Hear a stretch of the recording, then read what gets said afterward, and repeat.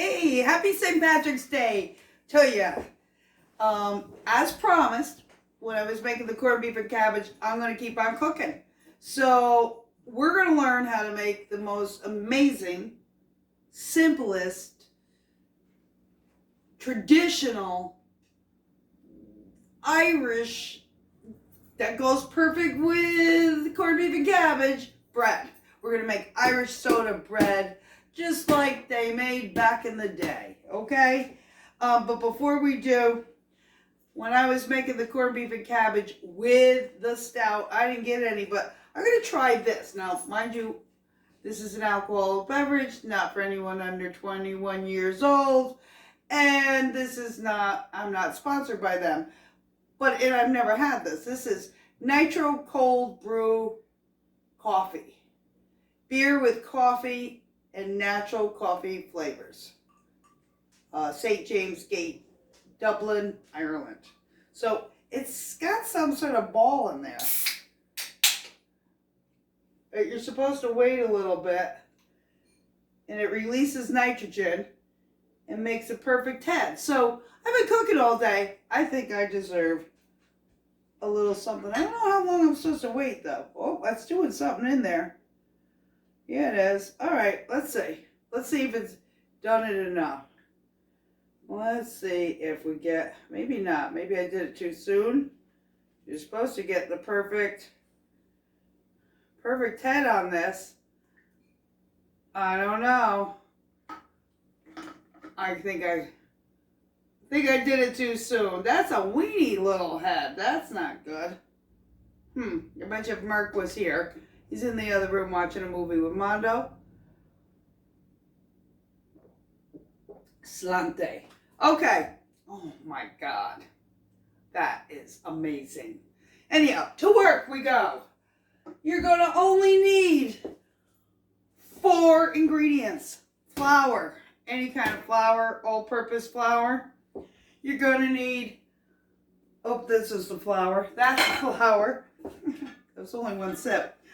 Baking soda, regular salt, and buttermilk. And of course down here we have some, for when it's all done, some Kerrygold pure Irish butter, milk from fresh Irish grass-fed cows.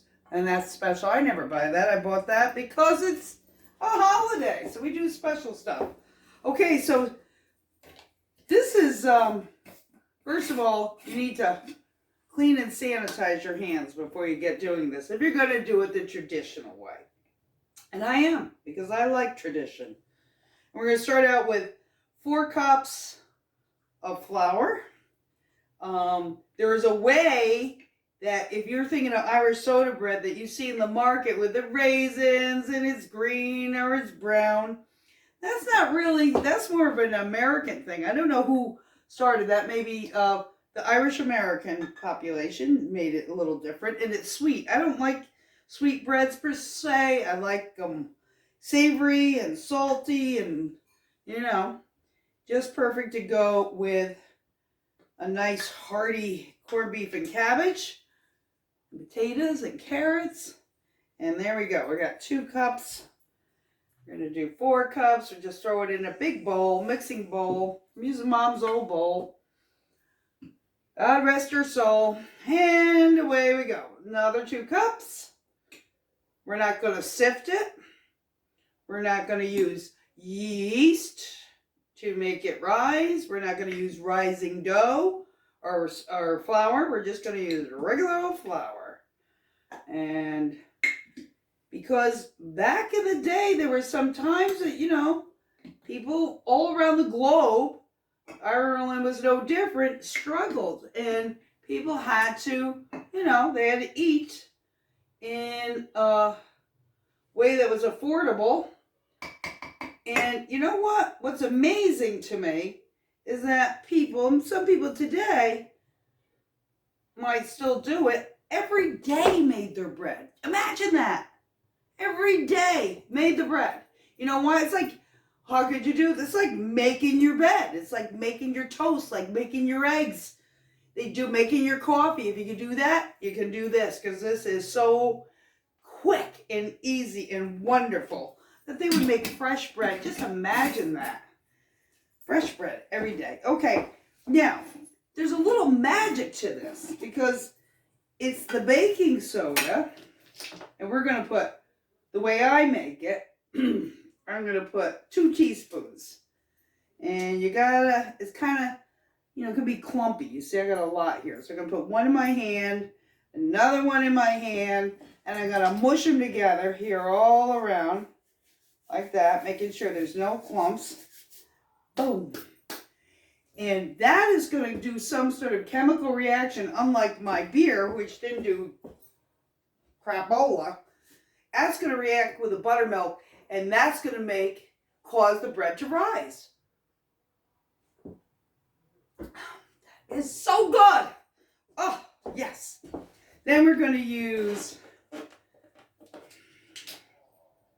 1.5 teaspoons of regular salt.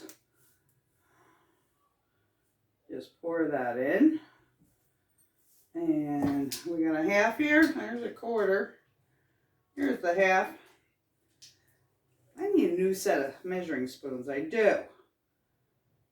I saw the cutest ones with little wooden mushroom handles. Oh my God, I love them. Okay, and that's it for now for the dry ingredients. So I'm going to move these out of the way so I've got a little more room because I have a tiny kitchen. Oh, it's being difficult. Here we go. That out of the way. And we'll get this out of the way. And we don't need this anymore. We don't need that anymore, or that, or that. Okay, what we do need is that, the buttermilk. But first, yep, we're going to just mix this up, just like as if we were stirring it. Yeah, one time I was out in the garden, and Merck said, "Don't you want a shovel?" I'm like, I was born with 2. These are my shovels. They're also my spoons. Who knew? Merck thinks I'm like Edward Scissorhands. These hands are made for doing lots of things here. Okay.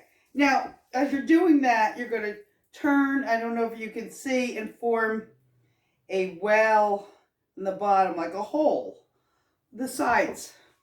We're going to shake our Vermont buttermilk.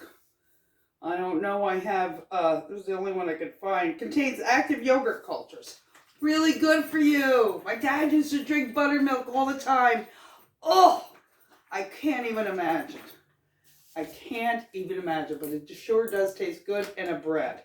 Okay, so I'm going to put in 2 cups, and I'm not going to put it all in at once because we want to see how this mixes. For some reason, whenever I'm baking, maybe this happens to you, sometimes stuff is too dry, sometimes it's too wet, and we're going to turn it, yep, using our spoons, our God-given spoons, God is given, and we're going to let the magic happen, right? We're going to make a dough that is a rustic kind of dough. It's going to, kind of bread it's going to become. And it's really good. I really kind of got the idea of making this back when Elisa made her Amish milk bread. And I'm like, that's amazing, right? I'm like so impressed going, I could never do that. And then I'm like, well, you know, she was doing rises, first rises, second rises. Oh my God. And I'm like, you know what? I need something that I can make that I don't have to make rise. Why does this look like so much? Did I measure that wrong? God, this is what happens to me. I make it one time and it's one size, the next time, now it's like gigantic. Why is that happening? So, you want to be gentle with this. You don't want to overwork it. You're not really kneading it. You're just kind of mixing the ingredients together with your spoons. You can use an actual spoon. I'm mixing, trying to get, I got some dry ingredients down here. And there we go. Now it's coming together.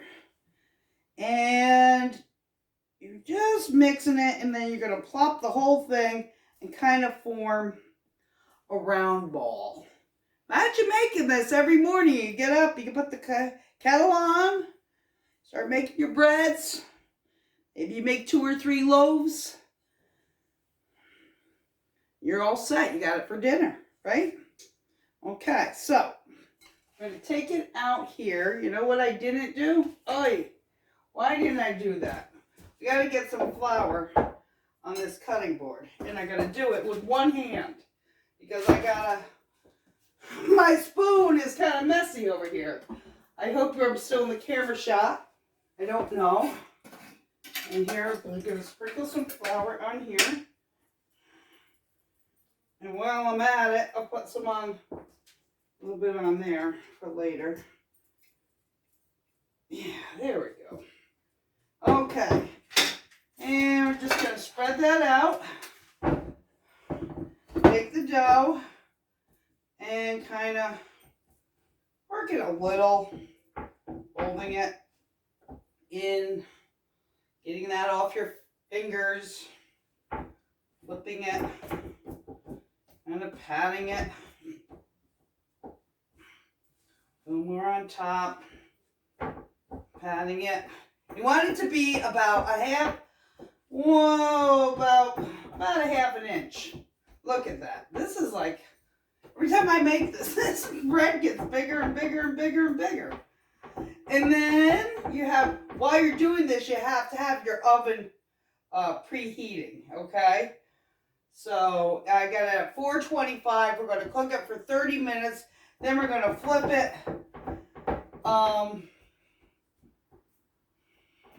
And cook it for like another 10 minutes on the back side. And you're going to check to see if it has a hollow sound. So there we go. We got it kind of flat there. One of the important things to do in the Irish tradition is in the name of the Father and the Son and the Holy Spirit. You're going to bless your bread. But that also helps to make sure that the center. And you're going to do prick, prick, prick, prick. And that supposedly lets the fairies out.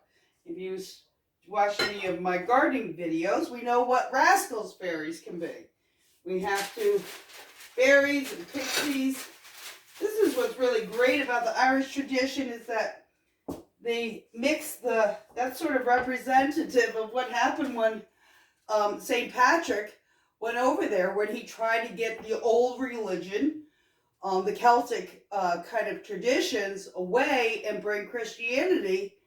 He did, you know, certainly there's Christianity in Ireland, but they never ever quite got rid of all those old sorts of beliefs. So you've got a mixture of the old and the new, something I absolutely love. Now, I'm going to take this and if I can, well that feels a little floppy, I'm going to do it again. Okay. You know what? This one's acting very strange. Here we go. Let's try it again.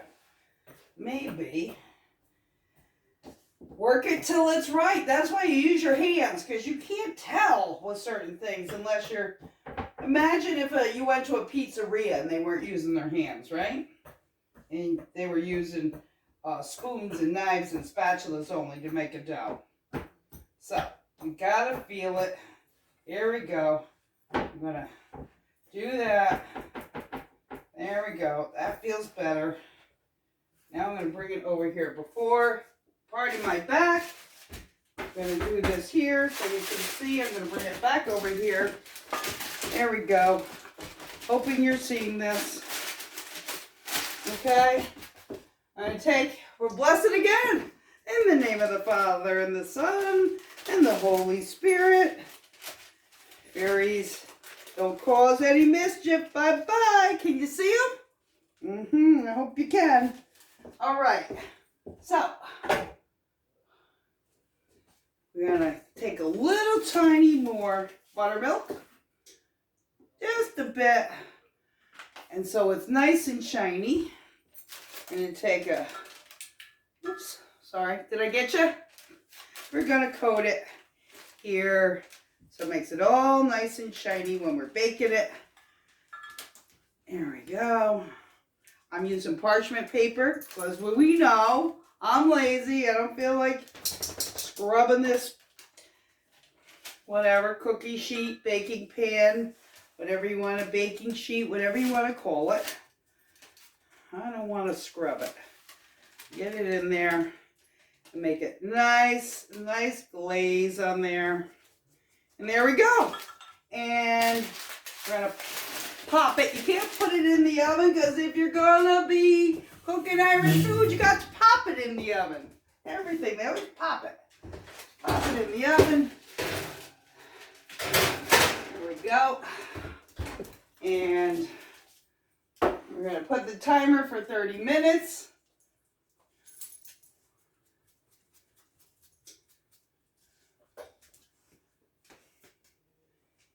And when we take it out, we're going to cool it with a wet cloth, towel. We're going to tap the back. And this, my friends, is what you end up with. This delicious work of art. Oh, smells so buttermilky good, delicious. And is that the best, authentic, did it yourself to go with it, do it yourself, corned beef and cabbage. Your family won't believe you've made it, but they will be ever so happy. Make sure you put some nice Celtic music in the background. And I'll see you again, perhaps, for a special cocktail. Not this one. Okay? Until then, keep on cooking. Keep on smiling. Make those Irish eyes smile. And I'll see you next time. Okay? Hey, if you like this video and you want more like it, don't forget, hit that subscribe button, please. Share it. And maybe hit the bell for notifications so you never miss an upload from the Handmaidens. Until next time, take care.